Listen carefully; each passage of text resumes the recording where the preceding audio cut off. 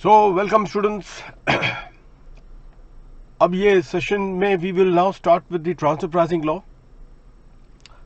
तो मैंने non residents के सारे पर्टिकुलर सेशंस 4 पार्ट में थे, छोटे छोटे 4 पार्ट्स में अल्टीमेटली हमने एरआर खत्म किया है और अब ट्रांसफर प्राइसिंग क्लोज करेंगे, तो ताकि एक पूरा एक जो इम्पोर्टेंट एरिया है आपका वो कवर हो जाए। स्टूडेंट्स, अब May 21 अटेम्प्ट के लिए going by what has been targeted in the last 2 attempts of November 20 और Jan 21 को अटेम्प्ट को देखते हुए, तो उसी हिसाब से चलो इसको एक बार जल्दी से ये करते हैं। जो स्टूडेंट्स पहली बार ये देख रहे हैं, बता दूं कि आप लोगों को ये चार्ट जो होगा ये www.bharatlaws.com ये यहाँ पे मिल जाएगा। www.bharatlaws.com वहाँ पे चार्ट मिल सकता है, या फिर आप एक मैं नंबर बता रहा हूँ, आप लोग वहाँ पे व्हाट्सअप भी कर सकते हैं to obtain the charts, physical charts at a concessional rate 9779430034 9779430034। ठीक है, चलो अब मैं जल्दी से चालू करूँगा स्टूडेंट्स। तो सीक्वेंस सेट है स्टूडेंट, चार्ट नंबर 90 है आपका। ये 151 का टोटल कॉम्प्रिहेंसिव चार्ट है, 151 पेजेस के। ये पूरा का पूरा ये आपका सिलेबस कॉम्प्रिहेंसिवली कवर कर लेता है। तो आइए स्टूडेंट, सबसे पहले वाले कंटेंट में आप ये इंट्रोडक्शन तो चलो ठीक है, ये आप लोग अपने एंड पे ही देखेंगे। जहाँ तक एप्लीकेबिलिटी है स्टूडेंट्स, उसमें ध्यान रखना, आपकी एप्लीकेबिलिटी में जो सेक्शंस आती है फॉर द एप्लीकेबिलिटी पार्ट, इसमें आपका देखो ये पर लेफ्ट हैंड साइड में जो चल रहा है ये वाला पूरा एरिया आ रहा है, तो उसको मैं वो कर दूंगा। लेकिन फिर भी 92.1 ये एक होगा, ठीक है। फिर 92.2 है और आपका 92.2A, और ध्यान रखना है उसके साथ साथ 92.3 92.3 जो होगा ना स्टूडेंट, ये है नॉन एप्लीकेबिलिटी के लिए। यही चीज कवर की गई है नॉन एप्लीकेबिलिटी के लिए। अब नोटिस करें स्टूडेंट्स कि इसी कॉन्टेक्स्ट में एप्लीकेबिलिटी 92.1, 92.2 और 92.2A, इसके अंदर क्या क्या चीजें हैं, जल्दी से एक बार इसको ध्यान से देखना। इस कॉन्टेक्स्ट में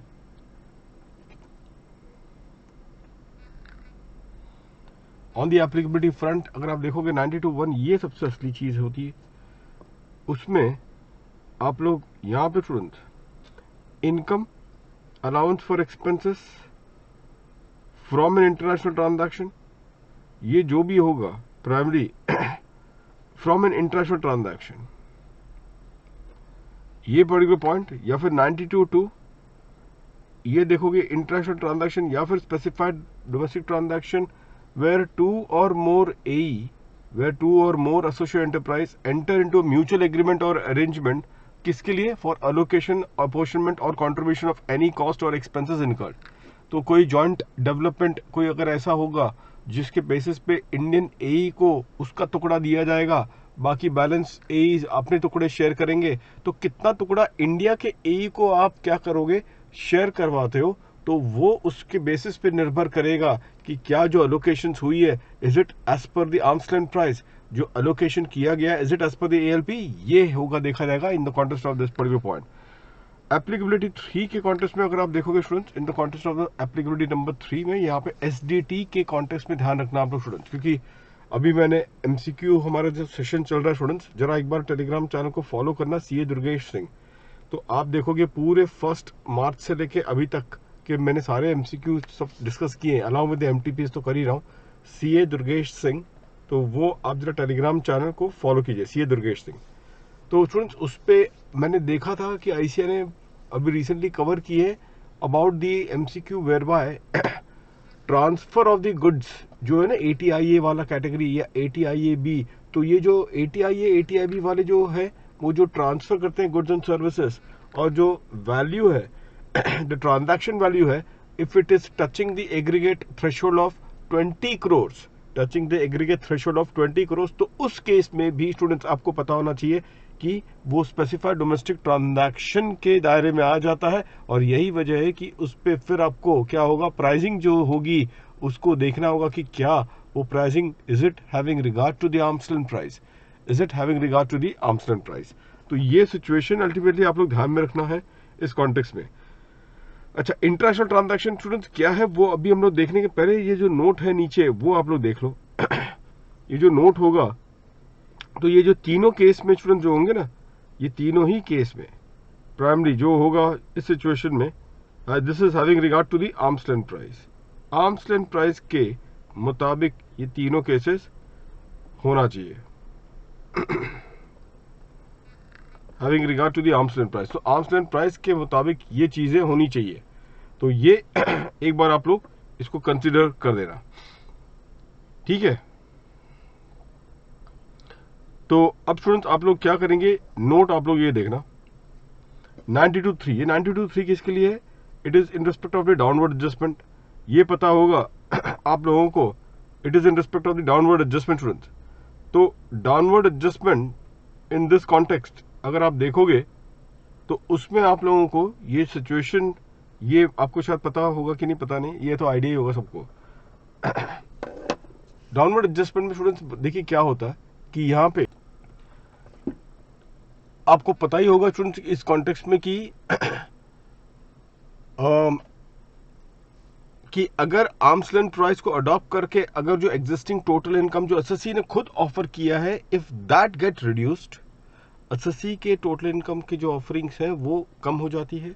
या फिर उल्टा केस देख लो स्टूडेंट, उल्टा केस क्या है कि जो एसएससी का जो डिक्लेयर्ड लॉस होगा, उसने जो डिक्लेयर किया लॉस इन दी आरओआई, वो बढ़ जाता है। आइदर ऑफ द केस अगर आप देखोगे student, either of the case, तो उस सिचुएशन में स्टूडेंट्स क्या है, यहां पर आप देखोगे कि the arm's length price will be applicable, ये आर्म्स लेंथ प्राइस ये एप्लीकेबल हो जाता है। सो इन दैट ये आपको क्या करना होगा, ये जो एएलपी होगी, this particular ALP which is been there, ये आर्म्स लेंथ प्राइस सिचुएशन आप लोग को बस यहीं पर ध्यान देनी होगी। In this context you have to focus on this particular ALP in this regard. तो ये एक सिचुएशन है कि वो एएलपी अगर बनती है तो फिर उसको आपको रिजेक्ट करना है कि जिस एएलपी की वजह से एसएससी का जो डिक्लेयर टोटल इनकम है वो कम हो जाता है, या जो डिक्लेयर्ड लॉस है वो बढ़ जाता है, तो ऐसे एएलपी का क्या फायदा। ये ध्यान रखना, ये जो ट्रांसफर प्राइसिंग का जो चैप्टर है ये लिखना पड़ता है आपको एग्जामिनेशन में। This is made applicable vis-a-vis when there is a situation of a tax avoidance adopted by the SSC। Tax avoidance के लिए प्रोविजन लाया गया है। तो जहां टैक्स अवॉइडेंस है ही नहीं प्राइमरी, तो वहां पे ट्रांसफर प्राइसिंग प्रोविजन का कोई भी मायने नहीं रखा जाएगा स्टूडेंट्स। तो ये चीज आप लोग ध्यान में रखेंगे। So that is the point. So इसको आप लोग ध्यान रखेंगे। अब स्टूडेंट्स इंटरनेशनल ट्रांजैक्शन, ये देखो एई का डेफिनेशन तो चलो मैंने ये दे दिया, लेकिन उसके पहले ये जो इंटरनेशनल ट्रांजैक्शन है ना, ये स्टूडेंट्स को बहुत दिक्कत होती है। ये ध्यान भी लेकिन है कि इतना इंपॉर्टेंट भी है, ये ध्यान रखना। अगले चार्ट में आ जाओ 91 में। इंटरनेशनल ट्रांजैक्शन में अगर देखा जाए तो ये क्या है एग्जैक्टली, तो इसको स्प्लिट कर दो ना आप इसको स्प्लिट कर दें आप ट्रांजैक्शन। ये देखो मैं हमेशा ये इसको इस तरीके से करता हूं, आपको चलो बता देता हूं।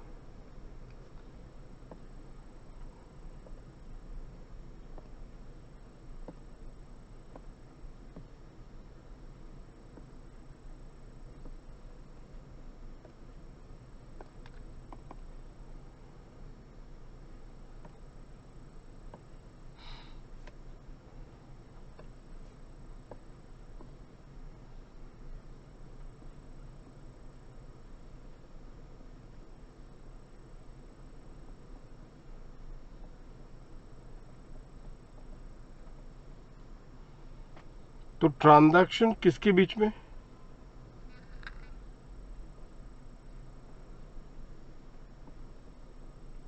और transaction in respect of what, क्या है वो नेचर ऑफ ट्रांजैक्शन, और ट्रांजैक्शन किसके बीच में, ये आप देखो। और कैसे बनेगा ट्रांजैक्शन इंटरनेशनल, ये बस सोचना है। तो ट्रांजैक्शन किसके बीच में, टू और मोर ए, टू और मोर ए, ये है। और क्या है nature of transaction students, her transaction का नाम लिखो कि transaction which is in nature of supply of goods and services, purchase of property, boring and lending, कोई भी ट्रांजैक्शन ले लो स्टूडेंट्स, आपको बस एक ही फोकस करना है। Any transaction which has an impact in the P&L either directly और indirectly, either directly or indirectly, of the Indian AE। मतलब ये कि इंडियन AE के PNL में वो ट्रांजैक्शन की इम्पैक्ट आनी चाहिए।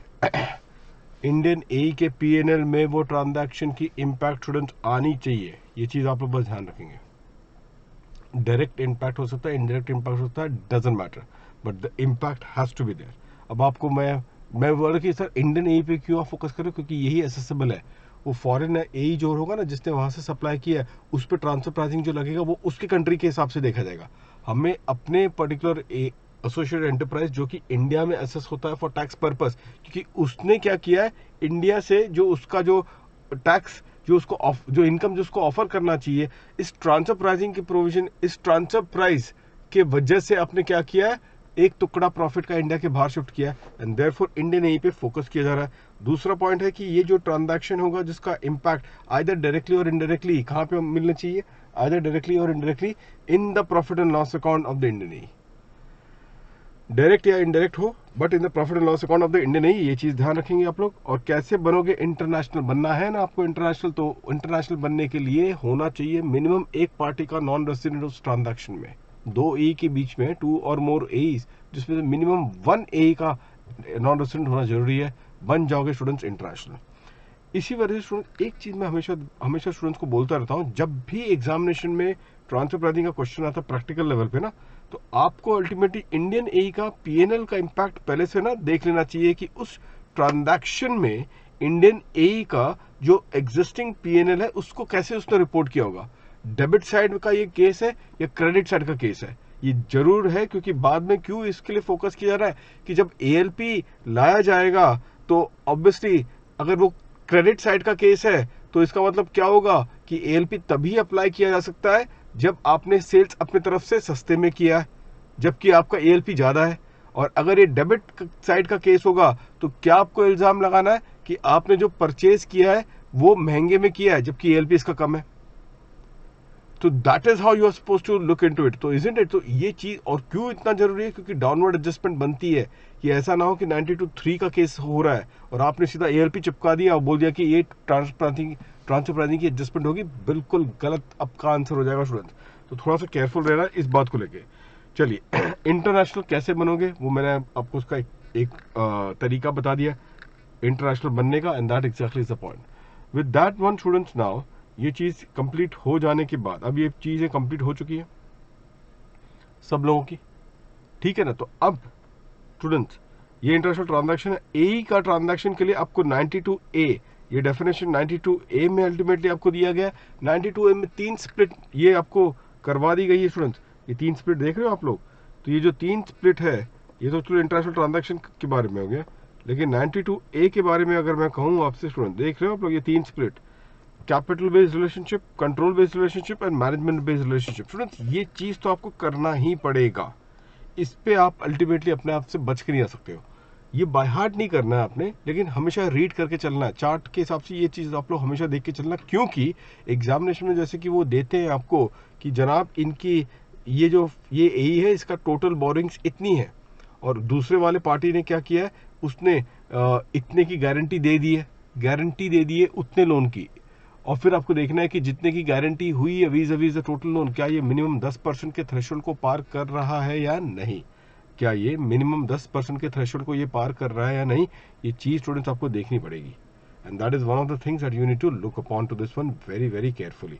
तो ये आप लोग हमेशा ध्यान रखें students in the context of the control based relationship, ठीक है। तो ये इस तरीके से क्या होगा ना, आपको इसके वजह से आपको पता होगा कि पास्ट के क्वेश्चंस बने हुए हैं, पास के क्वेश्चंस बने, ये डिस्क्रिप्टिव में आएगा, ये MCQ में ऐसा नहीं आता। अब सर MCQ के चांसेस आपके MCQ का लेवल स्टूडेंट्स बहुत ज़्यादा है, ऐसे वो MCQ के लिए रखते नहीं है। हाँ डिस्क्रिप्टिव में क्या करेंगे, पहले 2 लाइन में वो ऐसा रिलेशनशिप दे देंगे और फिर आपसे एक्सपेक्ट किया जाएगा कि आप 92A को रेफर करें अपने मेन आंसर में एज अ फर्स्ट पॉइंट, और उस पर बताएं कि देखो ये रिलेशनशिप की वजह से दोनों AE बन चुके हैं, और क्योंकि transaction is in the course of the international transaction, इस वजह से जो भी इनकम एक्सपेंसेस जो अराइज होगा, that would be determined having regard to the arm's length price. That will be determined having regard to the arm's length price. Students ये आपका पहला पॉइंट बनेगा इन द डिस्क्रिप्टिव क्वेश्चन, ठीक है, तो इसको नोट करके चलना जो अभी भी मैंने बोला है आप लोगों को।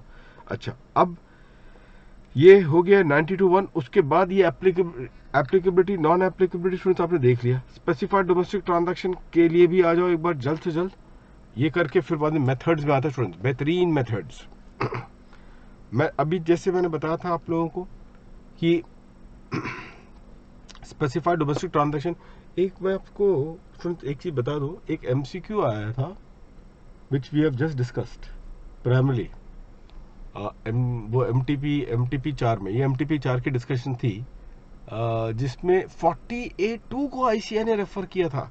स्टूडेंट्स एक जमाने में 40A2 जो रिलेटेड पार्टी ट्रांजैक्शन है ना, जिसके एक्सेस एक्सपेंडिचर को हम डिसअलाउ कर देते हैं, तो वो जो 40A2 था उसको उन्होंने अल्टीमेटली कवर किया है और उसका 20 करोड़ के ऊपर बताया है कि जो खर्चा हुआ है विद रिलेटेड पार्टी वो 20 करोड़ के ऊपर जा रहा है।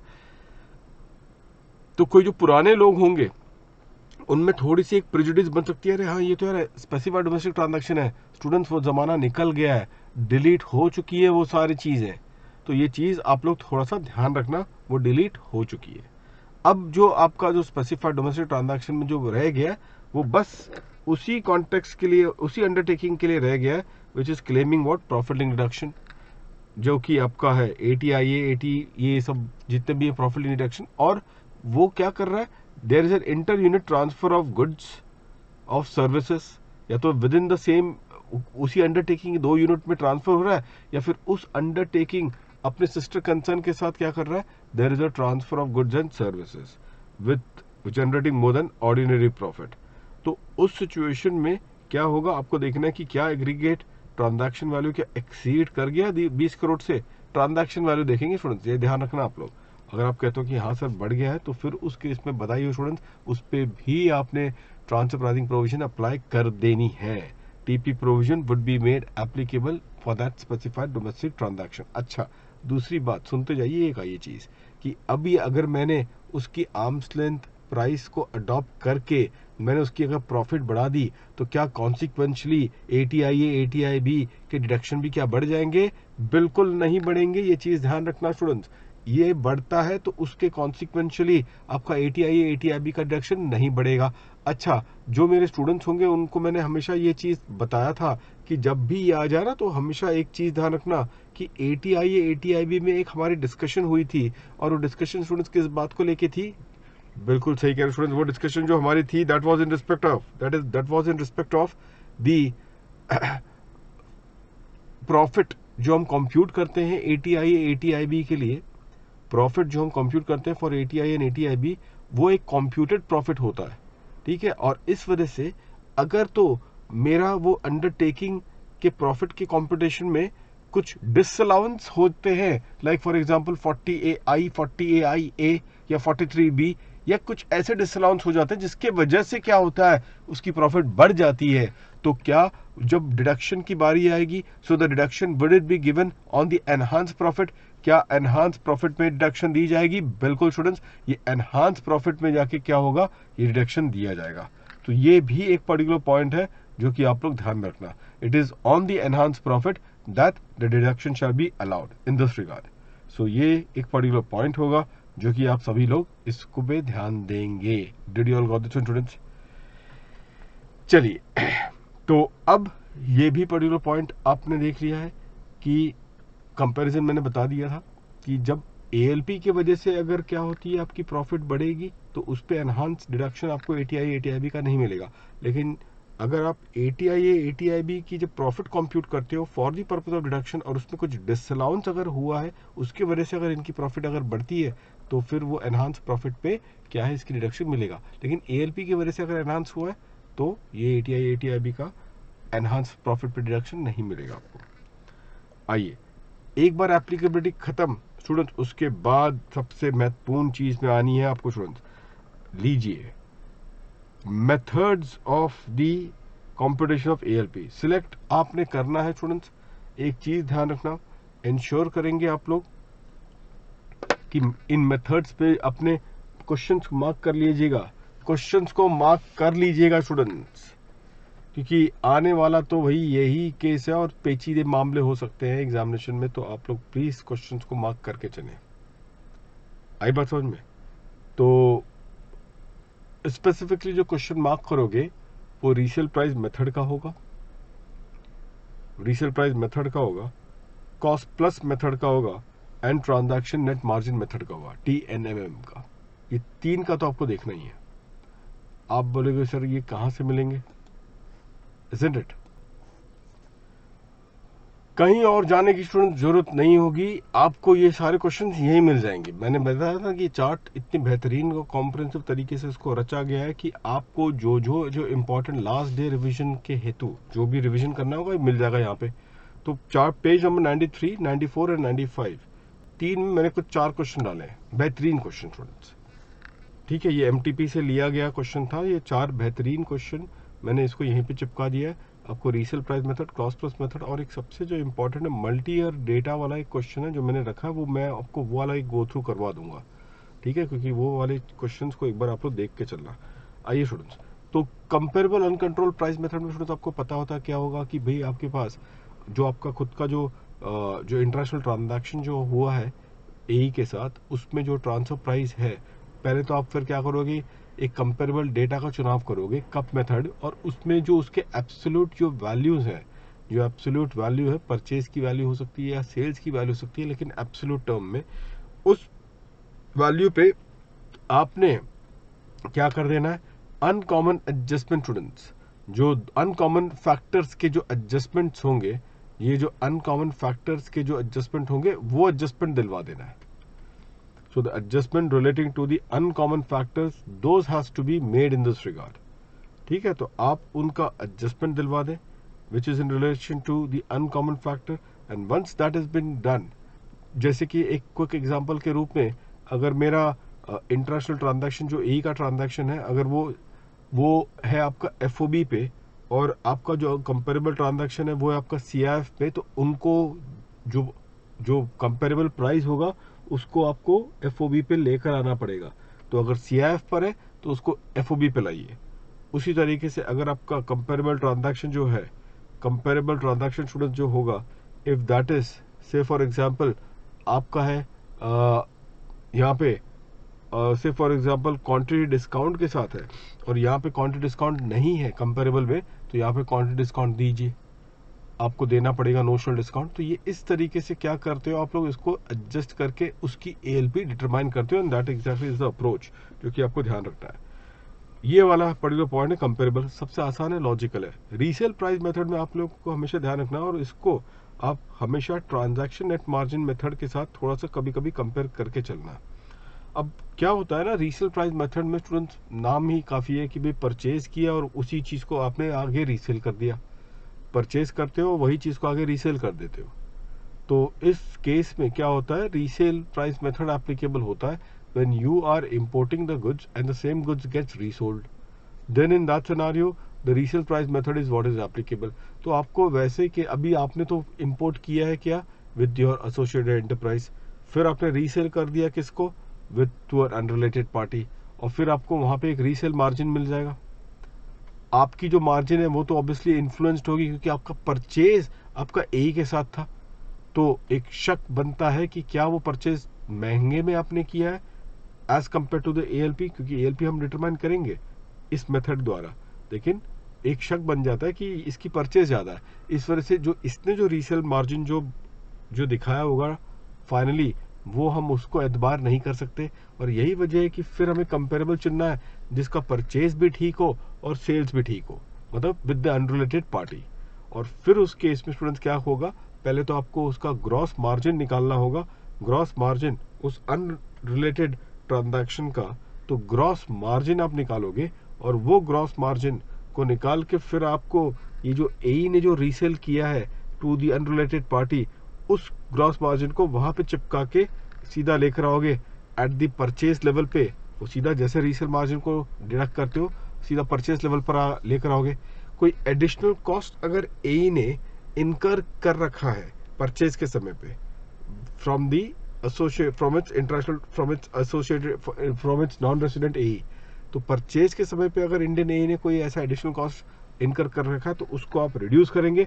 और फिर स्टूडेंट इस स्टेप में क्या हो जाएगा, ये पर्टिकुलर ट्रांजैक्शन रूबरू मिल जाएगा किसके साथ, विद व्हाट, सीधा सीधा ये मिल जाएगा किसके साथ, विद द कप मेथड। अब स्टूडेंट्स यहां पर जो आपने परचेज का जो आपका कोई ऐसा स्पेसिफिक कोई आपका खर्चा होगा, ऐसा कोई परचेज के टाइम पे कस्टम ड्यूटी वगैरह, तो उसको रिड्यूस करके फिर ये जो लेवल पर आप पहुंच चुके हो, यहाँ पर स्टूडेंट्स क्या करना है आपने, जो कब जैसा करते हो ना आप लोग कि वो अभी आपको मिल गया परचेज, कंपेरेबल परचेज का क्या है वीज़ इनके परचेज का क्या है, रीसेल प्राइस मेथड में इनके परचेज का क्या है, तो दोनों का अब कंपेरेबल हो गया और आपको जो अनकॉमन फैक्टर्स हैं उसको आजमाना है। तो आप लोग नोटिस करना स्टूडेंट्स, यहाँ पे purchase price of similar goods in an uncontrolled transaction, resale price of such goods, उसका आपको जीपी परसेंटेज क्या करके लेके उसको माइनस कर देना है।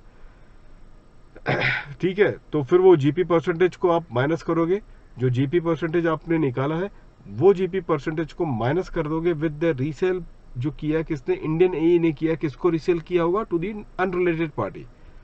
और फिर बाद में उस जैसे आपने जीपी मार्जिन को उसको आपने रिड्यूस किया है, उसके बाद जो भी जैसे मैंने कहा ना कि adjust quantity discount insurance and freight, या फिर मैं कह सकता हूं क्या एक तरीके से uncommon factor.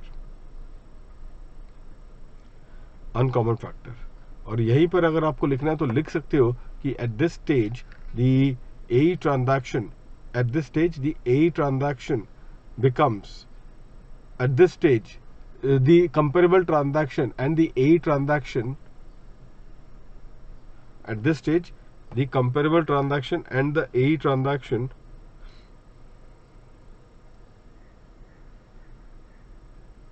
shall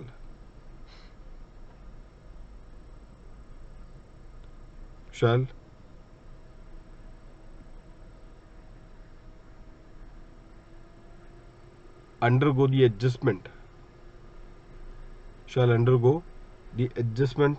just like the cup method.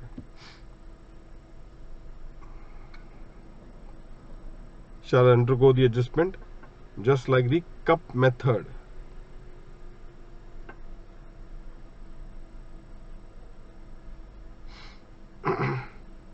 ठीक है, उसके बाद अगर आप देखोगे स्टूडेंट्स तो आपके पास इस केस में ये आ जाएगा, that is the cost plus method. Students, what is this cost plus method? अगर आप देखोगे यहाँ पे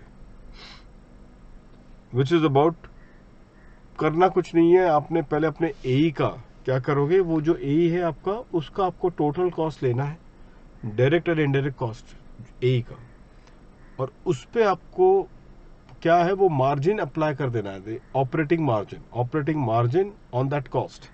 ये जो ऑपरेटिंग मार्जिन होगा यही चीज आपको लेकर आना है having regard to the arm's length margin, मतलब फिर आपको कंपेरेबल ट्रांजैक्शन पे लेकर आना होगा, उस पे क्या करना है, उसकी मार्जिन निकालनी होगी, और उस मार्जिन पे आपको जो अनकॉमन फैक्टर्स होंगे दोनों के बीच में उसका एडजस्टमेंट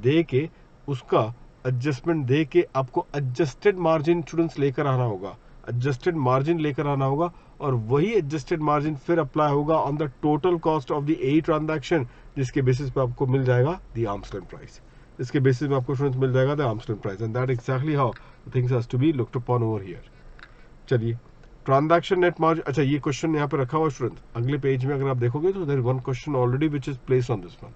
तो बस ये कंसेप्ट ध्यान रखना, टोटल कॉस्ट एई का लेकर आना है आपने पहले, फिर उसके बाद जो कंपेरेबल ट्रांजैक्शन से जो मार्जिन आपको जो मिलेगा उस मार्जिन को आपको एडजस्ट करना है, किस बात को लेके, adjusted with the uncommon factors को लेके, ताकि आपको एडजस्टेड मार्जिन मिल जाए। ध्यान रखे ना स्टूडेंट, ये जो फाइनली जो मार्जिन लाना है that should be vis-a-vis the cost पे आपको वो मार्जिन अप्लाई करना है, सेल्स का मार्जिन मत लेना, अगर सेल्स का मार्जिन है तो उसको बाद में आपको तब्दीली लानी पड़ेगी कि वो कॉस्ट के लिए कितना होगा, सेल्स के लिए इतना तो फिर कॉस्ट के लिए कितना। ये पॉइंट आप लोग थोड़ा सा ध्यान देना। Transaction net margin method students एक बार आया था एग्जामिनेशन में क्वेश्चन, इसमें देखो क्या करना है, सबसे पहले इसमें फॉर एग्जांपल टीएनएमएम मेथड कहाँ होगा, आप नोटिस करो कि मैंने अगर बाय चांस एक रॉ मटेरियल परचेज किया है, उसको आगे फर्दर प्रोसेसिंग की गई है, ठीक है, फर्दर प्रोसेसिंग की गई है, फाइन, और फर्दर प्रोसेस करके फिर मैंने उसको बेचा है। तो आप मुझे बताओ इस केस में क्या आप ये जो रीसेल प्राइस मेथड होगा क्या वो अप्लाई किया जा सकता है? मैंने रॉ मटेरियल परचेज किया, फिर आगे प्रोसेसिंग करवा दी और प्रोसेस करके इसको बेच दिया, तो उस सिचुएशन में can I do the resale price method? क्या रीसेल प्राइस मेथड या ये अप्लाई किया जा सकता है? To that the answer is no. आप resale price method students apply नहीं कर पाओगे, दैट इज नॉट पॉसिबल। आपको स्टूडेंट्स ये ट्रांजैक्शन नेट मार्जिन मेथड में आना पड़ेगा, क्योंकि रीसेल प्राइस मेथड में सेम गुड्स को रीसेल किया जा रहा है जो आपने अपने यहीं से लिया है, तब जाके वो रीसेल प्राइस मेथड एप्लीकेबल होता है। ये केस में नहीं होगा। यहाँ पर अगर आप रीसेल प्राइस मेथड के साथ अगर कंपेयर करोगे ना स्टूडेंट्स, तो नोटिस करना यहाँ पर आप नेट मार्जिन पहले लेते हो। नेट मार्जिन कैसे होगा? आपका जो अनरिलेटेड पार्टी ने जो परचेज कंपेरेबल ट्रांजैक्शन में जो भी उसके टोटल कॉस्ट होंगे, मतलब purchase cost plus the processing cost, तो ये इसका टोटल कॉस्ट हो गया, और उसको बाद में आप कंपेयर करोगे विद द सेल प्राइस, तो उससे उसका नेट मार्जिन मिल जाएगा। इसके नेट मार्जिन में ही आपने क्या करना है, वो अनकॉमन फैक्टर्स जो दोनों का है, किसका और किसका, of the uncomparable transaction and the a transaction, तो दोनों के जो अनकॉमन फैक्टर्स है, उस अनकॉमन फैक्टर्स को आपको नेट मार्जिन पे ही क्या कर देना है, एडजस्ट कर देना है। So that adjustment that you are going to do would be at the net margin stage, और फिर एक बार वो एडजस्टेड नेट मार्जिन को फिर आप क्या करोगे, लेकर जाओगे ऊपर, मतलब ए के ट्रांजैक्शन का फाइनल सेलिंग प्राइस में, उसको फिर एडजस्टेड नेट मार्जिन से माइनस कर देना, फिर उससे आप माइनस करोगे द फर्दर प्रोसेसिंग कॉस्ट, आप आ जाओगे at the purchase level. At the purchase level जो परचेज आपने कर रखा है किससे, from the A versus the ALP purchase price, तो वो कंपेयर करके that is a final particular aspect that you have to consider. Profit split method थोड़ा सबसे आसान मेथड यही है। तो ये एक पर्टिकुलर पॉइंट है, ये चीज आप लोग ध्यान में रखना इस कॉन्टेक्स्ट में। मैं इसमें इसी कुछ क्वेश्चंस की बात कर रहा था स्टूडेंट, ये सिनारियो में। अच्छा, अभी स्टूडेंट आपने ये देखना है इस केस में आप लोगों को, देखो यहाँ पे क्वेश्चन देखो उसी चार्ट का कंटिन्यूड है फ्रॉम द लास्ट पेज। क्या मोर देन वन एएलपी इस केस में आई है स्टूडेंट्स आपके लिए? Do you have more than one ALP in this regard? आप बोलोगे सर ये मोर देन वन एएलपी का मतलब क्या होगा? तो यहाँ पे स्टूडेंट्स ये जो मोर देन वन एएलपी तभी होता है जब आपके पास कंपेरेबल की जो साइज है वो एक से ज्यादा होगा। I think last to last attempt में मोर देन वन कंपेरेबल पे क्वेश्चन आ चुका था, जहाँ पे एक मोर देन वन कंपेरेबल पे उन्होंने क्वेश्चन रखा है नवंबर अटेम्प्ट में, if I am not mistaken, November 20 में। तो अगर मोर देन वन कंपेरेबल होगी तो उस पे आप क्या करोगे, जो भी मोस्ट अप्रोप्रिएट मेथड है जो आपके केस में, उसको अप्लाई करोगे, और उन दोनों कंपेरेबल पे, अगर मान के चलो दो कंपेरेबल है, अब तक देखो लगभग जितने भी क्वेश्चंस आते हैं ना वो आपको एक ही कंपेरेबल देता है, तो एक ही कंपेरेबल देगा तो एक ही एलपी आएगी, अगर एक ही कंपेरेबल होगा तो एक ही एलपी आएगी। लेकिन अगर कंपेरेबल का साइज एक से ज्यादा है तो फिर आपने वो मोस्ट अप्रोप्रिएट मेथड जो अप्लाई करोगे तो उससे आपको क्या होगा, मोर देन वन एएलपी मिलेगी।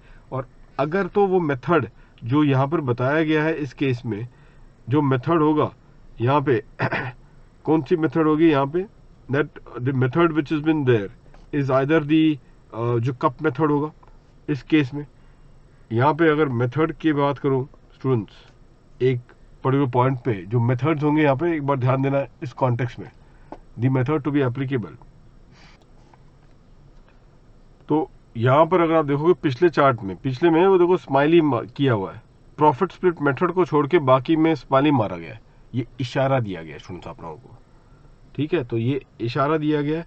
तो अगर जो मेथड अप्लाई किया गया वो स्माइली है प्राइमरी, तो उस सिचुएशन में क्या होगा,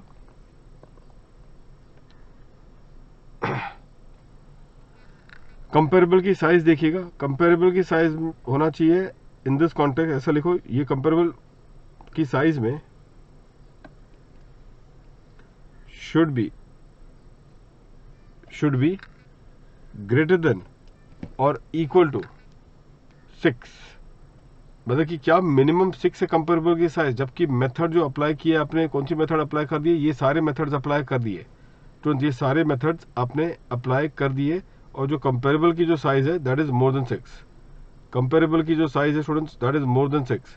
तो इन दिस कॉन्टेक्स्ट अगर आप बोलोगे कि हाँ भाई कंपेरेबल की साइज मोर देन 6 है, तो फिर उस सिचुएशन में स्टूडेंट्स, उस सिचुएशन में आपका आपके लिए फिर ये केस होगा 6 या मोर देन 6, तो फिर आपको रेंज कंसेप्ट में आना पड़ेगा।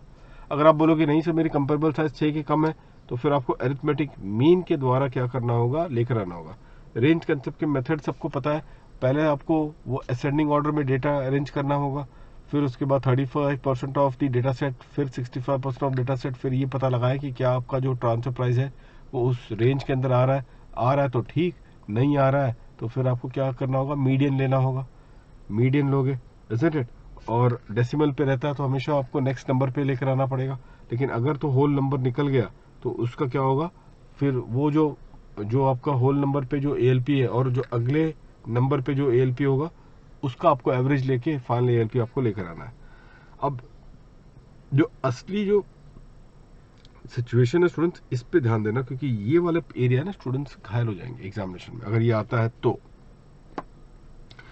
क्या बोलोगे, इफ मेथड इज स्माइली, तो स्माइली में तो मैंने सारे मेथड दिए थे एक्सेप्ट प्रॉफिट स्प्लिट मेथड, लेकिन यहाँ पे स्माइली और ब्रैकेट में डाला गया कब को छोड़ दो आप, मतलब फिर बचता क्या है, यहाँ पे बाजू में लिख दो। तो इसमें क्या होगा, TNMM transaction net margin method, resale price method, और फिर आपका बनेगा दी कॉस्ट प्लस मेथड। तो अगर ये 3 मेथड अगर अप्लाई करते हो ना स्टूडेंट, तो फिर उस केस में आपको मल्टी ईयर डेटा लेना पड़ेगा। मल्टी ईयर डेटा, अब ये क्वेश्चन थोड़ा घातक सिद्ध होगा क्योंकि ये स्टूडेंट्स इस पे इनके अवेयरनेस बहुत कम है। मल्टी ईयर डेटा का मतलब होगा कि आपको करंट ईयर प्लस लास्ट के 2 इयर्स के डेटा के मुताबिक आपको क्या करना होगा, you have to determine this particular जो भी आपका होगा रीसेल प्राइस मेथड के हिसाब से, या ट्रांजैक्शन नेट मार्जिन मेथड के हिसाब से, या फिर कॉस्ट प्लस मेथड के हिसाब से जो ALP होगी वो ALP आपको डिटरमाइन कर देनी है स्टूडेंट्स। अब यहाँ पर एक चीज नोटिस करना, ऑन दिस कॉन्टेक्स्ट एक क्वेश्चन मैंने आपको यहाँ पे करवाया है, ये क्वेश्चन मैं आपके साथ करना चाहूंगा इस कॉन्टेक्स्ट में। पहले तो ये देखो मल्टी ईयर डेटा, इसको पहले थियरी पढ़ के ना तुरंत हम लोग वहां पे क्वेश्चन की तरफ आते हैं। देखिए क्या लिखा है, where the most appropriate method is the resale price method or the cost plus method or the transaction net margin method, ये 3 मेथड है। एंड तो ये इसको शुरू ऐसे बॉक्स बना लो, and the comparable uncontrolled transaction has been identified on the basis of the data relating to the current year। तो जो आपका जो कंपेरेबल ट्रांजैक्शन है उनके करंट ईयर के डेटा है। एंड तीसरा condition, the enterprise undertaking the said uncontrol transaction, सीधा मैं यहाँ पर ब्रैकेट को स्किप करते हुए मैं आता हूँ यहाँ पे, हैज इन आइदर और both the 2 financial year immediately presiding the current year undertaken the same और सिमिलर ट्रांजैक्शन। तो ये उसने यही कंपेरेबल ने पिछले 2 साल या फिर कम से कम 1 साल, मतलब कि ये क्या हो सकता है, करंट ईयर +2 या करंट ईयर +1, पिछले साल का भी आपको देखना है। तो अदर 1+2 और 1+1 ये डेटा आपके पास है उस कंपेरेबल को लेके। तो स्टूडेंट नोटिस करना, then the most appropriate method used to determine the price, जो कि ये तीनों में से कोई एक मेथड होगा। The most appropriate method used to determine the price of the comparable uncontrolled transaction undertaken in the current year shall be applied in the similar manner। तो जैसा आपने करंट ईयर में आपने उसको मोस्ट अप्रोप्रिएट मेथड के हिसाब से उसका वो प्राइस लाया, उसी तरीके से पिछले दोनों साल का आपको लेकर आना है। और फाइनली पॉइंट नंबर 2, ये लेकर आपको क्या करना होगा, weighted average of the price students. ये वेटेड एवरेज आपको निकालना है, computed in accordance with the manner provided in sub rule number 3। तो ये आपको वेटेड एवरेज निकालना है। अब आप बोलोगे सर कैसे निकाला जाता है वेटेड एवरेज, आइए एक क्वेश्चन कर लेते साथ में। ये क्वेश्चन नंबर, ये चार्ट नंबर 94 में स्टूडेंट्स ये वाला क्वेश्चन मैं आपके साथ करूंगा। VSI लिमिटेड देखिए, तो VSI limited an Indian company is a captive software development service provider of FSL limited, a company resident of Singapore, which is the holding company of VSL Limited. The VSL Limited has earned an operating margin of 4.16% on operating costs from the international transaction entered during the financial year 2021। Financial year है आपका 2021 में as under. तो देखो ये international transaction जो उन्होंने enter किया during the financial year 2021 ही क्या है। Operating revenue student 250, operating cost है 240, ऑपरेटिंग प्रॉफिट 10 का है, फिर आप देखोगे operating profit Vs Vs the cost, उसके हिसाब से देखा जाए तो ये इतना बन रहा है। अच्छा, compute the ALP and the primary adjustment to be made based on the following data. अब आप देखो operating cost vis-a-vis the operating profit, operating cost vis-a-vis the operating profit, तो ये तीनों साल का डेटा दिया गया। करंट ईयर तो है, ये तो करंट ईयर हो गया आपका +1 +2, तो करंट ईयर +2 और करंट ईयर +1, तो ये इस तरीके से क्या होगा, ये इस तरीके से अल्टीमेटली आपको ये डेटा दिया जा रहा है। तो इस सिचुएशन में स्टूडेंट आप नोटिस करना point number 2 here in this scenario, तो current year plus the 2 years before, तो ये इस पर आपको थोड़ा सा फोकस करके चलना होगा। अब आप देखो यहाँ पर नीचे क्या लिखा है, the most appropriate method to determine the ALP in the given case is TNMM method. अच्छा, बाय द वे आप बोलोगे सर आपने TNMM मेथड पे तो बोला था कि वो नेट मार्जिन का वो है, बिल्कुल सही है, वो कॉस्ट प्लस मेथड में भी लगता है।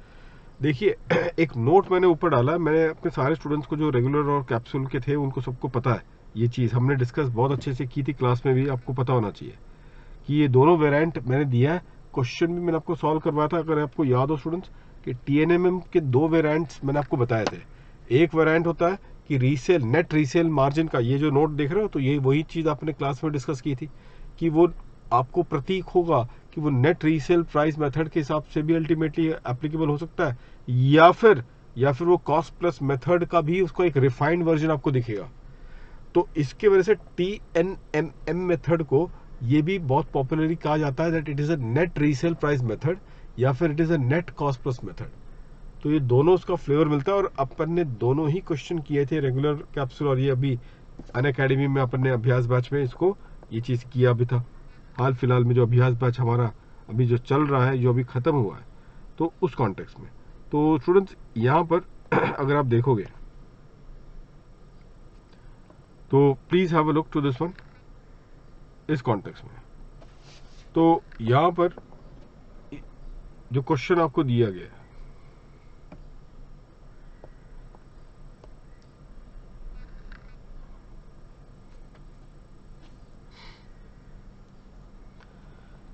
तो आपने करना क्या है, आपको इनके सबके मार्जिन लानी है। सबसे पहले देखो क्या कर रहे हो, स्टेप नंबर 1 में वेटेड एवरेज जब निकालना होता है तो फिर how you go about it, weighted average को कैसे निकाला जाता है स्टूडेंट, तो यही चीज़ यहाँ पे आपको बताई गई है। स्टेप 1 के जरिए they are making a mention of how to determine the weighted average in this case. Serial number दिए गए 1 2 3, नेम है, फाइनेंशियल ईयर आपको 3 साल का दिया गया है, और देखो वेटेड एवरेज कैसे आपने निकाला है, operating profit divided by the operating cost. देखो अब आपने ये कैसे करना है, टोटल ले लेना है आपने, total of the all the operating profit तीनों साल का जोड़ दो, और टोटल ऑपरेटिंग कॉस्ट ले लो तीनों साल का, और फिर ये वेटेड एवरेज मार्जिन यहाँ पे लेना है। तो ये पहले साल का आपका है 12, दूसरे साल का आपका बन जाएगा 8.2 और तीसरे साल का बन जाएगा आपका 6, सबको तीनों को जोड़ के, तो ये आपका दिया गया है। तो ये मल्टी ईयर डेटा आपने अप्लाई किया है। बाय द वे आपके कितने कंपेरेबल्स है, 3, साइज ऑफ कंपेरेबल 6 टच नहीं किया। इसका मतलब कि आप इस केस में ये रेंज कंसेप्ट अप्लाई नहीं करोगे, तो आप अरिथमेटिक मीन की तरफ पहुंचेंगे, और अरिथमेटिक मीन अगर देखी जाएगी तो ये आपकी बनेगी कितनी, इस केस में 8.74, और आपने कितना दिखा है 4.2। तो आपके केस में जो कॉस्ट प्लस मेथड के हिसाब से या जो ट्रांजैक्शन नेट मार्जिन मेथड के हिसाब से आपने जो चार्ज किया है प्राइस, उस पे मार्जिन आपका 4.2 है। जो इंडियन ए ने अपने जो फॉरेन ए को जो चार्ज किया है इफेक्टिवली, उसमें कितने की मार्जिन आपने दिखाई है, 4.2 की, सिर्फ 4.2 की मार्जिन लगी है, जबकि लगना कितना चाहिए था 8.74 का। मैंने टॉलरेबल बैंड वो 3% का ना, उसकी भी कैलकुलेशन आपको नीचे दे दी है, एक बार देख लेना। लेकिन आपने अपने सेल जो आपने ए को किया है, देखो यहाँ पर इंडियन ए ने सेल किया हुआ है, is a capital software development service provided to FSL limited. तो इंडियन ए ने सप्लाई किया है तो P&L क्रेडिट साइड में, और उस सप्लाई में उनकी मार्जिन 4.6 दिख रही है नेट, जबकि आना कितना चाहिए था, स्टूडेंट्स इसको, तो ये आना चाहिए था आपका 8.74। तो क्योंकि ये 8.74 आना चाहिए था, इस वजह से क्या करोगे, ALP फिर से डिटरमाइन करोगे इसका। तो इसकी जो टोटल कॉस्ट है 240 पे, इस पे आप क्या करोगे, वो 108.74 ये हम लोग क्या कर रहे हैं, वो अप्लाई करके इसकी ALP लेकर आ रहे हैं।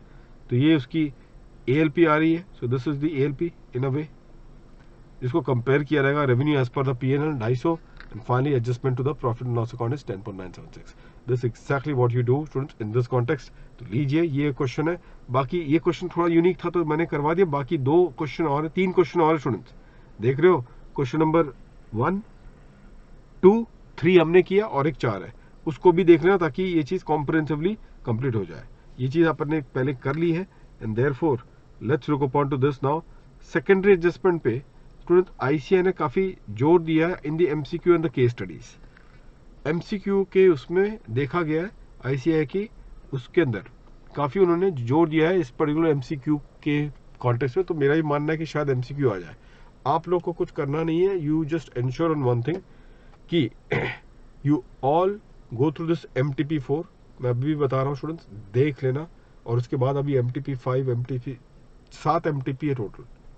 बस आपने बस देना नहीं है, आधा आधा 1 घंटे भी आप ऑफलाइन में भी देखते रहोगे ना। CA दुर्गेश सिंह में जाना, वहाँ पे मैंने सारे लिंक दे रखे हैं और लिंक के हिसाब से फिर आप लेक्चर देखना, डाउनलोड कर देना अनअकैडमी लर्निंग ऐप। और उसमें फिर आपको करना क्या, आपको बस मेरी प्रोफाइल वहाँ पर उसको फॉलो करके रखना है दुर्गेश सिंह का। और CADS ये कोड आप लोग जरूर से स्टूडेंट्स लगवाते रहना। कभी अगर वीडियो देखना रहे तो CADS का कोड आप हमेशा लगा देना ताकि वो वीडियो अपने आप चालू हो जाए।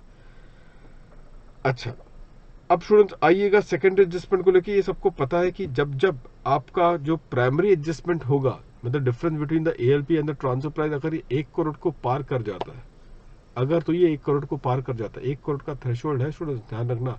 तो अगर ये 1 करोड़ को पार कर जाता है तो फिर उस केस में क्या है, उसको प्राइमरी एडजस्टमेंट उसको आप कहोगे। और जब जब प्राइमरी एडजस्टमेंट आता है तो फिर आपसे एक्सपेक्ट किया जाता है कि क्या फिर आपने वो जो अमाउंट है, did you have received that. इसको डिफरेंस को स्टूडेंट्स इन्होंने एक्सेस मनी का वर्ड इस्तेमाल किया है 92C में। एक टर्म इस्तेमाल किया जा रहा है वो है एक्सेस मनी का इन द सेक्शन 92C। तो वही आपको देखना है कि क्या आपने ये एक्सेस मनी 92CE में रिसीव कर ली है within that 90 days period, 90 days period from the specified date. Specified date से 90 दिन। अब वो स्पेसिफाइड डेट क्या है, 2 ही डेट मैं बोलता हूँ स्टूडेंट्स को कि याद रखो। एक डेट होता है कि जब सुओ मोटो खुद से, जब मैंने रिटर्न में क्या किया होगा, ALP खुद अडॉप्ट कर दिया है एज कंपेयर टू जो मेरी ट्रांसफर प्राइस जो थी उसको मैंने वो करते हुए, लेकिन ये जाना कि मेरी ALP अलग है as compare to transfer price. तो खुद से सुओ मोटो अगर मैंने क्या कर दिया है, ALP ले लिए, तो फिर मेरी स्पेसिफाइड डेट होगी the due date of filing of the ROI। Due date, ना कि the actual date of filing of the ROI। मतलब होगा क्या कि स्टूडेंट्स ये जो 90 दिन जो मैं अभी भी कह रहा हूँ ना, 90 दिन जो आपको कंसिडर करने पड़ते हैं फ्रॉम द स्पेसिफाइड डेट। तो ये स्पेसिफाइड डेट क्या है, तो जहां पे सुओ मोटो ALP की एडजस्टमेंट एसएससी ने खुद अपने ROI में कर रखी है, तो फिर वो 90 दिन की काउंटिंग की जाएगी from the due date of the filing of the ROI, not from the actual date of filing of the ROI। कहने का मतलब है कि स्टूडेंट्स अगर आप देखो, नवंबर है, 30 नवंबर बनता है ट्रांसफर प्राइसिंग के केस के लिए for the filing of the ROI। आपने फाइल किया 25 नवंबर को, तो क्वेश्चन ये होगा कि 25 नवंबर जो एक्चुअल फाइलिंग डेट है उससे 90 दिन, या 30 नवंबर जो कि ड्यू डेट है of filing of the ROI उससे 90 दिन कंसिडर किया जाएगा। Then in that case the answer is the due date of filing of the ROI। The due date of filing of the ROI students उससे ये consider किया जाएगा। That is one of the point that you should always consider. अच्छा, उसके अलावा और एक point आप लोग याद रखना और स्टूडेंट, वो होगा आपका कि अगर एसएससी तो जनरली क्या है कि ALP AO डिटरमाइन करता है असेसमेंट के टाइम पे, isn't it? तो या तो वो असेसमेंट ऑर्डर जो वो AO पास करता है उसके ALP को वो मान ले फिर ALP को। वो एक सिचुएशन है कि भाई आप मान लो फिर जो AO के ऑर्डर है, या फिर अगर आप मानते नहीं हो तो एसएससी अपील में जाएगा और अपील में फिर जो finally appellate authority like ITAT का जो ऑर्डर आता है उसको फिर मानना पड़ेगा। तो the date when the order was passed है सर, एक बार कंफर्म करते हैं the date.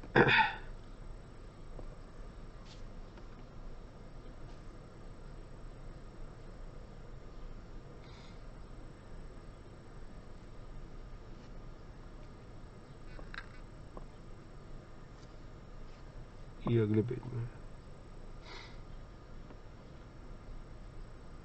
The date of when the order was pass students, the date of the sale order, देख रहे हो।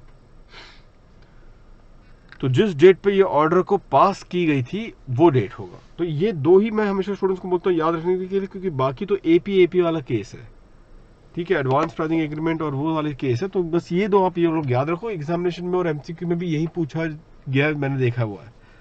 तो आप लोगों को फिर उस केस में स्टूडेंट्स ये चीज ही रखनी पड़ेगी। और फिर अगर 90 दिन फ्रॉम दिस स्पेसिफाइड डेट अगर आपने पैसे को रिसीव नहीं किए, if you haven't receive the money with in the 90 days period, तो फिर आपका इंटरेस्ट जो होगा ना स्टूडेंट्स, वो लगेगा not after the expiry of 90 days from the specified date. वहां से इंटरेस्ट काउंट नहीं होगा, इंटरेस्ट जो काउंट होगा वो काउंट होगा फ्रॉम द स्पेसिफाइड डेट। जो इंटरेस्ट काउंट होगा स्टूडेंट्स वो काउंटिंग की जाएगी from what, from the specified date. यहां से होगा आपकी इंटरेस्ट की counting, and that is exactly what would be the scenario in this context. तो ये भी एक सिचुएशन है जो कि आप लोग ध्यान में रखना स्टूडेंट्स इस कॉन्टेक्स्ट में। So the interest would be counted from the specified date is one of the point that you should always keep in mind. तो ये एक पर्टिकुलर पॉइंट हो गया स्टूडेंट्स इस केस में। ये एक बहुत ही यूनिक है स्टूडेंट्स, क्योंकि अभी तक जितने भी अल्टीमेटली आपने इंटरेस्ट की कैलकुलेशंस देखे हैं, इंटरेस्ट की कैलकुलेशन जितने भी देखे हैं आपने, वो सब जगह पे क्या होता है कि जितना टाइम दिया है उसके एक्सपायरी के बाद ही इंटरेस्ट की कैलकुलेशन चालू होती है। ये एक ऐसा सिचुएशन है जहां पे अगर वो 90 दिन के अंदर अगर आपने पैसे को रिसीव नहीं किया, 90 दिन फ्रॉम द स्पेसिफाइड डेट, तो 90 दिन के बाद इंटरेस्ट नहीं होगा, इंटरेस्ट फिर चालू हो जाएगा फ्रॉम द स्पेसिफाइड डेट। ये काफी यूनिक पर्टिकुलर पॉइंट है। और वो क्या रेट पे आपका जाएगा, तो आपको ये पता लगाना है कि क्या ये एसबीआई, अगर क्या आपने जो इंटरनेशनल ट्रांजैक्शन किया है क्या उसको डिनोमिनेट किया विद इंडियन रुपी। अगर इंडियन रुपी का है, जो कि आपका एक एमसीक्यू बेस्ड केस स्टडी है, MTP4 में अपन ने इसको चर्चा की है, ICAI ने उसको रखा हुआ है, तो उस पर आपको करना होगा एसबीआई का बेस रेट लो और उस पर 325 बेसिस पॉइंट 325 बेसिस पॉइंट से उसको ऐड कर दो, मतलब 3.25%। अगर आप बोलोगे नहीं वो इंटरनेशनल ट्रांजैक्शन को डिनोमिनेट किया गया इन द फॉरेन करेंसी, तो फिर उस केस में स्टूडेंट्स आपको क्या करना पड़ेगा, you will then have to take up the LIBOR का बेस रेट, और उस लाइबोर के बेस रेट पे आपको क्या करना होगा, 300 बेसिस पॉइंट के आधार पे प्राइमरी वो कंसिडर करना है, मतलब 3%। 300 बेसिस पॉइंट का मतलब होगा 3%, and that exactly how it has to be considered in this context. तो चलिए तुरंत ये एक चीज होगी जो कि आप लोग ध्यान रखना। अच्छा, उस एमसीक्यू में स्टूडेंट, जो एमसीक्यू और केस स्टडी था, उसमें यह भी पूछा गया था कि उसने वन टाइम सेटलमेंट का ऑप्शन चुन लिया है, और बहुत बेहतरीन था वो क्यू एमसीक्यू की। मैं वहां पर एक जगह पे अटक गया था जब क्लास में डिस्कस करने टाइम पे, बाद में ट्यूबलाइट चला। क्या था उनमें 2 करोड़ का उसका डिफरेंस था, जो ये जो एक्सेस मनी था, difference between the ALP and the transfer price, वो 2 करोड़ का था। उसने ऑप्शन लिया था 1 करोड़ के लिए, मतलब कि ऐसा था कि 1 जून 2020 का वो स्पेसिफाइड डेट था, उसने ऑप्शन लिया था 1 दिसंबर 2020 को, ऑप्शन ली गई थी 1 दिसंबर 2020 को ऑप्शन ली गई थी, ठीक है। अब नोटिस करना स्टूडेंट, जो ये डिफरेंस है ना, यहाँ पे जो डिफरेंस प्राइमरी आपको जो दिखी थी, इन दिस डिफरेंस जो बना था, इस डिफरेंस पे स्टूडेंट मैंने आपको क्या बोला था, यहाँ पे इसमें ऑप्शन तो उसने 1 दिसंबर को लिया था, लेकिन पूरे 2 करोड़ पे ऑप्शन नहीं लिया था उसने स्टूडेंट ऑप्शन सिर्फ 1 करोड़ पे लिया था। तो इसका मतलब ये था कि फ्रॉम 1 जून जो कि स्पेसिफाइड डेट है टिल 1 दिसंबर आप 2 करोड़ पे वो इंटरेस्ट कैलकुलेट करोगे, जो कि एसबीआई का रेट के हिसाब से था, और जो 1 दिसंबर से लेके 31 मार्च जो होगा उसमें 1 करोड़ पे ऑप्शन लिया नहीं अभी भी आपने, तो वो नोशनल इंटरेस्ट 1 करोड़ पे फ्रॉम 1 दिसंबर टू 31 मार्च लगेगा। ये एक क्वेश्चन था, तो देखो कितना माइन्यूट था। यहाँ पर मैं भी अटक गया था, मैंने वो चीज ओवरलुक की थी और सिचुएशन गंभीर हो चुकी थी स्टूडेंट्स। तो आप समझ सकते हो कि ये सिचुएशन कितना क्रिटिकल हो जाता है फॉर योर एग्जामिनेशन पर्पस के लिए। तो मैंने बताना था, बता दिया। यही अगर क्वेश्चन अगर आप देख लो तो ये कर लेना, यही पे या तो आप लोग MTP4 ना देखें, अगर ये क्वेश्चन इसी में से कर ले तो कर सकते हो। ये क्वेश्चन का इंतजाम यहाँ पर कर रखा है विष्णु पॉलीमर्स लिमिटेड, स्टूडेंट्स देख लीजिएगा, जो मैंने अभी भी आपके साथ डिस्कस किया है। इसके बाद स्टूडेंट्स जो ट्रांसफर प्राइसिंग का जो अगला जो पॉइंट है ना, ये है आपका एडवांस प्राइसिंग एग्रीमेंट। ये बहुत इंपॉर्टेंट है और ये आप समझ के चलो स्टूडेंट्स, ये थियरी में लगभग लगभग ये हर एटम में थियरी के रूप में प्रकट होता रहता है और होना भी चाहिए स्टूडेंट्स, इसकी रेलेवेंस ही उतना है। तो let's look upon to this one very carefully, और उसके बाद स्टूडेंट्स ये डॉक्यूमेंटेशन और छोटे छोटे एरियाज में हम लोग आ जाएंगे। तो ट्रांसफर प्राइसिंग प्राइमरी ये चलो आपका अगले क्लास में कंप्लीट मैं करवा दूंगा। आइए स्टूडेंट्स इस केस में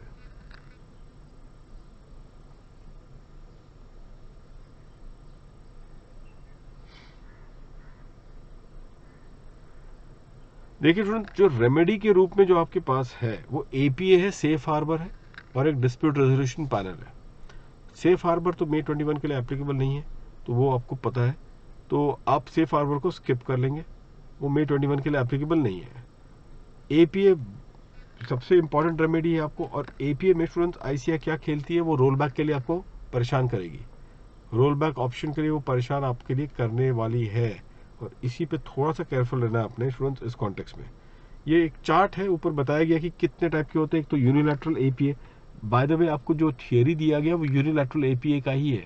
यूनिलैटरल एपीए का मतलब क्या होता है कि आप इनकम टैक्स डिपार्टमेंट से यूनिलैटरल एपीए ले लेते हो, ठीक है। आप बोलोगे बायलैटरल का मतलब क्या है फिर, तो बायलैटरल का मतलब होता है प्राइमरी आप अपने एक ऐसा एपीए लेना है कि जो आपकी एई ने, जिसने आपको ट्रांजैक्शन, जिसके साथ आपका ट्रांजैक्शन हुआ है, वो भी क्या करेगा, उसी ट्रांजैक्शन के लिए इन्वॉल्व करेगा अपने टैक्स अथॉरिटी को, आप भी इन्वॉल्व करोगे अपने टैक्स अथॉरिटी को, और चारों पार्टी मिलके वो एपीए को फ्रीज करेंगे।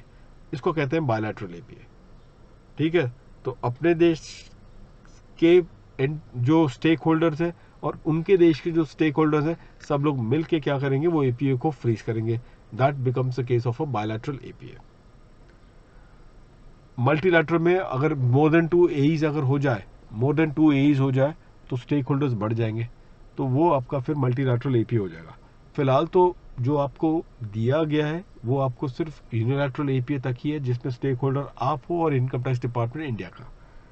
अच्छा, एपीए आप सिर्फ इंटरनेशनल ट्रांजैक्शन के कॉन्टेक्स्ट में ही आप ले सकते हो। You can only take up across for the international transaction. Binding है वो एसएससी, बाइंडिंग है वो एसएससी जिसने कि क्या किया, ये एपीए बाइंडिंग वो एसएससी होगा जिसने ये एपीए को लिया है, और दूसरा है सीआईटी, पीसीआईटी और इनकम टैक्स अथॉरिटी बिलो है।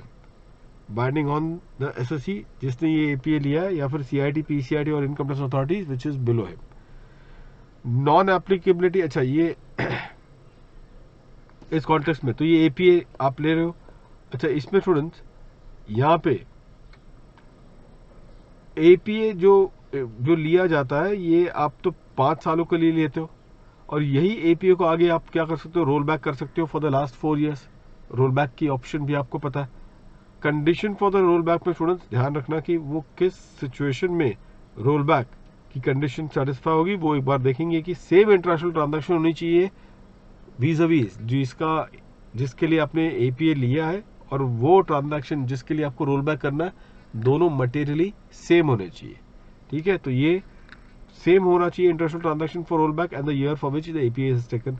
Return of income to be filed under 139(1), मतलब कि वो जो रोल बैक वाला जो ईयर है उसमें आपने आरओआई और उस पर ट्रांसफर प्राइसिंग रिपोर्ट उस साल का आपने फाइल किया होना चाहिए, ठीक है। मतलब और वो आरओआई भी कहाँ पे फाइल होना चाहिए, अंडर 139(1). ऐसा नहीं हो सकता कि आपने आरओआई फाइल किया 139(4) में और आप बोलोगे कि मुझे एपीए दिलवा दो, नहीं मिलने वाला स्टूडेंट्स एपीए इस केस में। So the APA will not be made available in this particular scenario. तो ये एक सिचुएशन है जो कि आप लोग ध्यान में रखेंगे।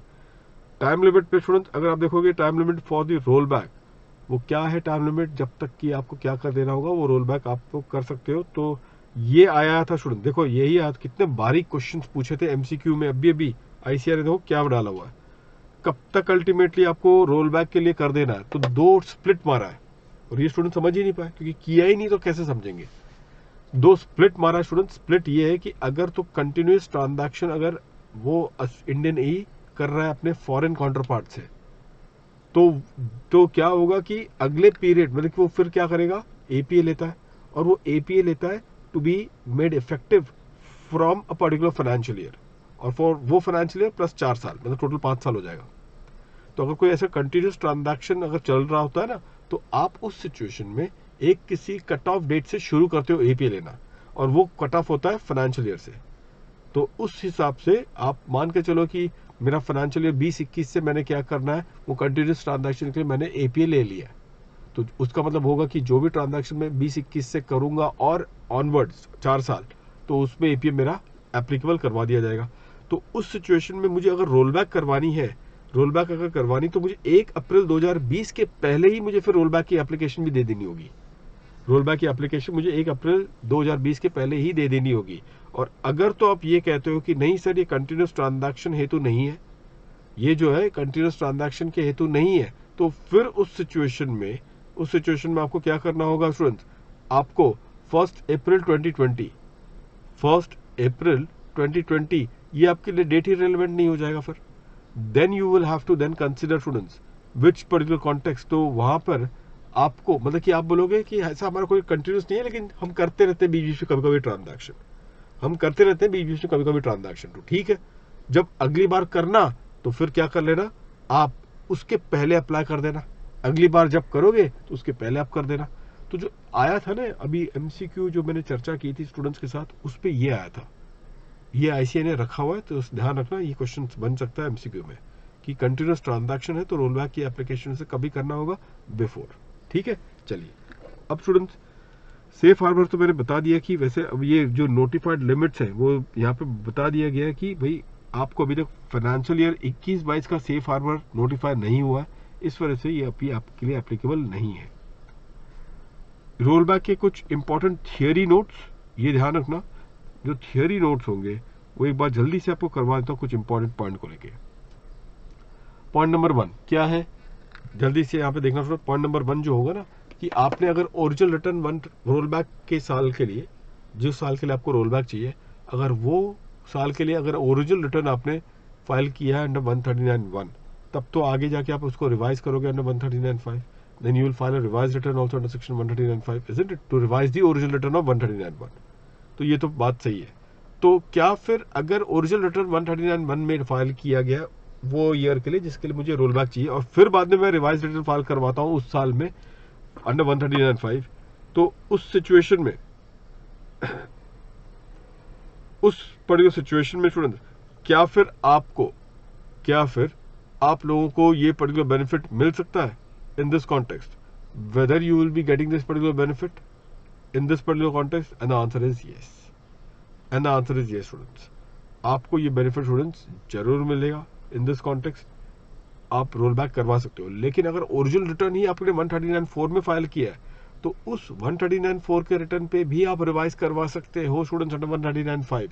139(4) के रिटर्न पे भी आप उसको रिवाइज कर सकते हो अंडर 139(5). तो उसमें भी ये सेम क्वेश्चन आ जाता है स्टूडेंट्स, उस पे भी ये सेम क्वेश्चन आ जाता है।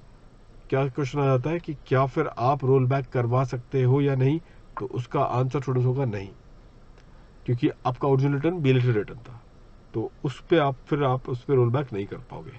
पॉइंट नंबर 2 जो है स्टूडेंट्स वो है कि वो जो मटेरियली मैंने कहा ना अब ये भी रोल बैक करवाना है आपको, तो दोनों ट्रांजैक्शन सिमिलर होना चाहिए। तो कैसे पता चलेगा कि दोनों ट्रांजैक्शन सिमिलर है, जिसके लिए आपने एपीए लिया है और जो ट्रांजैक्शन जिसके लिए आपको रोल बैक करवाना है? How will you come to know that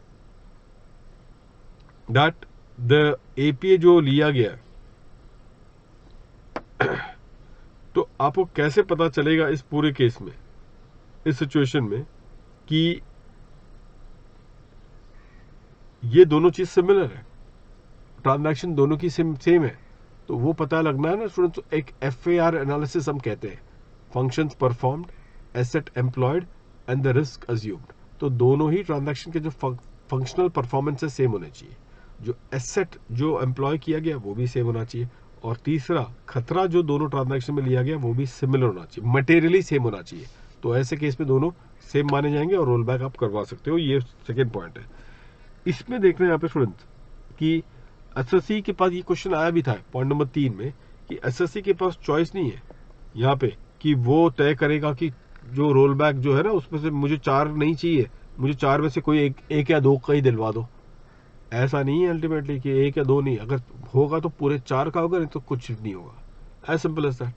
तो ये एक स्पेसिफिक पॉइंट है जो कि आप लोग ध्यान में रखना। पॉइंट नंबर 4 जो होगा ना स्टूडेंट्स, यहाँ पे पॉइंट नंबर 4 अगर आप देखोगे तो इन the context of point number 4 ये बहुत जरूरी है कि ये आईटैट के केस में जो है ना, यहाँ पे ये आईटैट ने वो मैटर को डिसाइड नहीं किया होना चाहिए. ITAT should not have decided the matter, क्योंकि अगर एक बार आईटैट ने डिसाइड कर दिया ना मैटर स्टूडेंट्स, तो फिर गया काम से. उस साल के लिए तो आपको रोल बैक फिर मिलेगा नहीं. अगर वो एवाई के लिए अगर आईटैट पे अगर केस था और आईटैट ने उस पर अल्टीमेट अपना डिसीजन दे दिया, तो ध्यान रखना वो फिर पत्थर में लिखी हुई लकीर हो जाएगी. आप रोल बैक उस एवाई के लिए नहीं ले पाओगे, क्योंकि आईटैट की मुहर लग चुकी है. आप बोलोगे आईटैट ही क्यों, हाई कोर्ट क्यों नहीं? क्योंकि आईटैट ये है फाइनल फैक्ट फाइंडिंग अथॉरिटी, और आपको पता है पूरा ट्रांसफर प्राइसिंग का खेल जो है ना, खेल जो है ट्रांसफर प्राइसिंग का, वो पूरा खेल अल्टीमेटली क्या होता है स्टूडेंट, आपको पता ही है. इसमें क्वेश्चन ऑफ फैक्ट है, ये कोई भी क्वेश्चन ऑफ लॉ पे नहीं है. फैक्चुअल है, ट्रांजैक्शन पर है. ये पूरा लॉ ट्रांजैक्शन बेस्ड है, ये ट्रांजैक्शन के कॉन्टेक्स्ट में. और ट्रांजैक्शनल जो भी चीज होती है सारे फैक्चुअल्स होते हैं. एक ट्रांजैक्शन दूसरे ट्रांजैक्शन से भिन्न होता है, अलग होता है. इस वजह से क्या होता है, आईटैट को रखा गया कि अगर आईटैट के लेवल पे अगर वो एवाई में जिसके लिए आपको रोल बैक चाहिए था, अगर वो एवाई में अगर डिसीजन आ चुका है, तो फिर उस केस में आप आगे स्टूडेंट्स उसको आगे आप रोल बैक नहीं करवा पाओगे. You will not be then in the position to do the roll back for that AY. Disqualified है ना. तो आप बोलोगे सर आपने अभी कहा था कि पूरे 4 साल का मिलना चाहिए.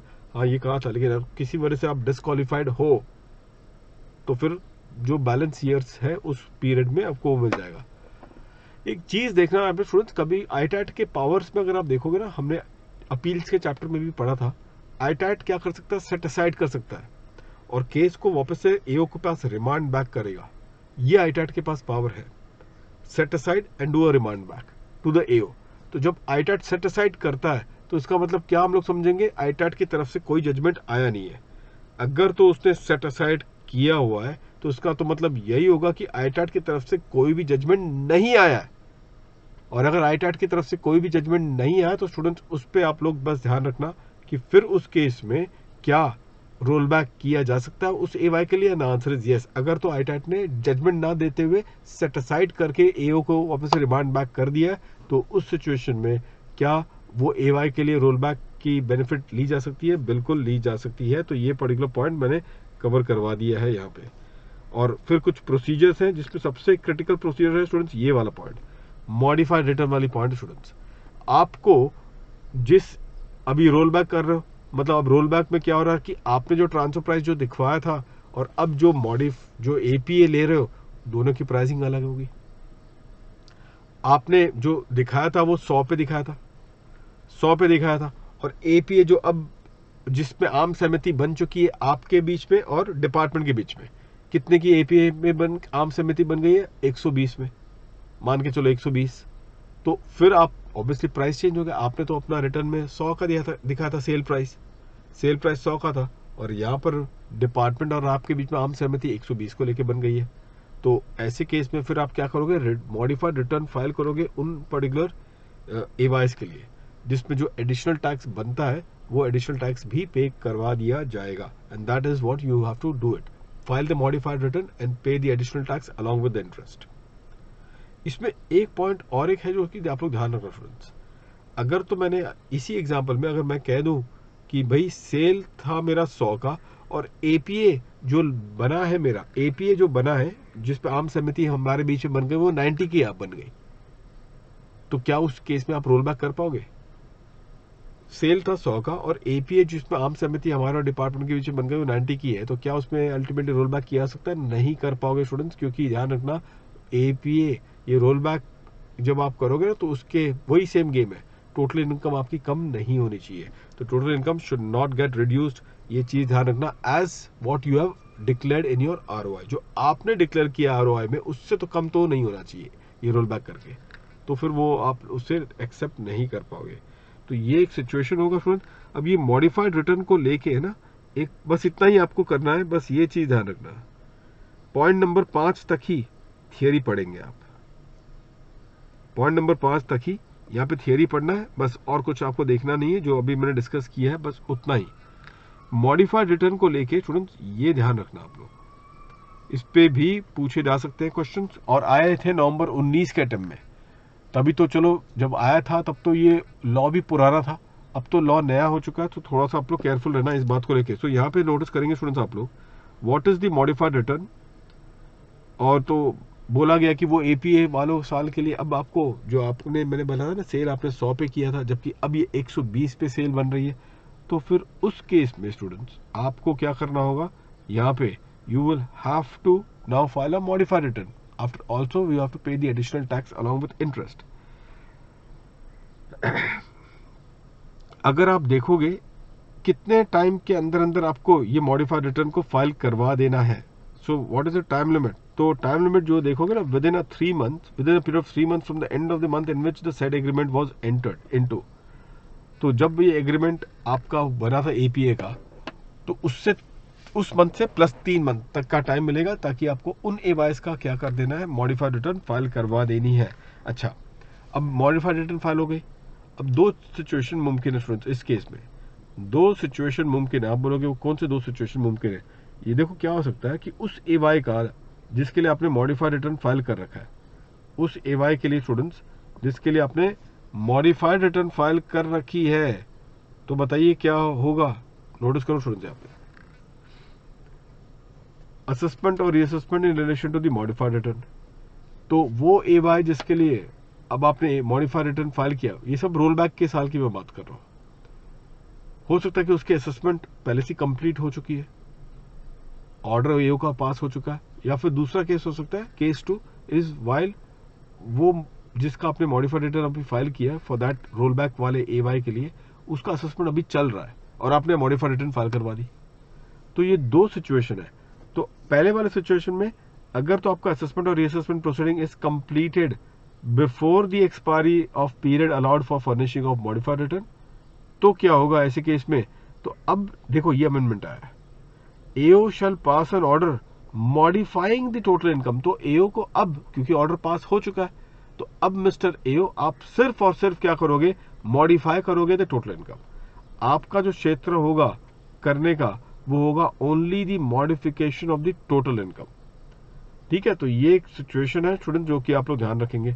लेकिन अगर आप बोलते हो कि इफ द असेसमेंट और रीअसेसमेंट प्रोसीडिंग इज पेंडिंग, अगर तो ये पेंडिंग है on the date of filing of the modified return, तो उस केस में स्टूडेंट्स, उस केस में क्या होगा, द एओ शैल असेस और रीअसेस द टोटल इनकम। तो अब क्या वो पूरा असेसमेंट और रीअसेसमेंट रिकम्प्यूटेशन वो सब चीज वो कर सकता है, बिल्कुल कर सकता है, वो रीअसेस पूरी तरह से कर सकता है, कोई रोक टोक नहीं है। लेकिन ऑर्डर पास हो गया, छेड़ोगे नहीं ऑर्डर को, सिर्फ करना क्या, ऑल्टरेशन करेंगे कि हाँ भाई ये पहले इतने प्राइस के हिसाब से इतने की टोटल इनकम बनाई गई थी, तो अब जब इसने इतना एपी आ चुका है तो कितना इजाफा हुआ रहेगा, उतने तक की टोटल इनकम बना के बस आपको ऑर्डर को बस मॉडिफाई करना है। लेकिन यहाँ तो बकायदा रिकम्प्यूट वाली की बात हो रही है, और इसी वजह से स्टूडेंट देख रहे हो टाइम लिमिट बढ़ती जा रही है यहाँ पे, extended by for the 12 months। आप खुद नोटिस करना स्टूडेंट्स, वैसे ही टाइम लिमिट मुझे मिलता है 24 months, 12 महीना तो वैसा होता है नॉर्मल टाइम लिमिट, और ट्रांसफर प्राइसिंग के केस में 24 months from the end of the relevant AY ये हो जाता है, from the end of the relevant AY ये आपका ट्रांसफर प्राइसिंग के केस के लिए हो जाएगा। और अगर तो आपका अब ये वाला भी केस है, ये वाला केस अगर आ गया तो प्लस 12 months और कर दो, तो कुल मिला के मालूम हो जाएगा कितना, 36 months from the end of the relevant AY. ये मैं आपको टाइम लिमिट बता रहा हूँ 153(1) का रेगुलर असेसमेंट की टाइम लिमिट ये ऐसा है। तो 36 months from the end of the relevant AY ये बन जाएगी स्टूडेंट्स आपकी टाइम लिमिट। तो काफी इसका स्कोप बड़ा है इनफैक्ट, तो that is one thing that you should always keep in mind. तो लीजिए स्टूडेंट्स, ये यहाँ तक अभी हमने कवर कर लिया और पार्ट बी में इसको क्लोज कर देंगे। Transfer pricing would get close in part B now, where I will discuss with you the CBCR, ये सब चीज डिस्कस करके documentation penalty, and let's close this one. और फिर उसके बाद students I will then start with the alternate tax regime, ये topic से मैं शुरू करूंगा। ठीक है, ऑल्टरनेट टैक्स रेजीम और TDS TCS इन सारे टॉपिक से कार्रवाई शुरू की जाएगी। सी यू देन स्टूडेंट्स।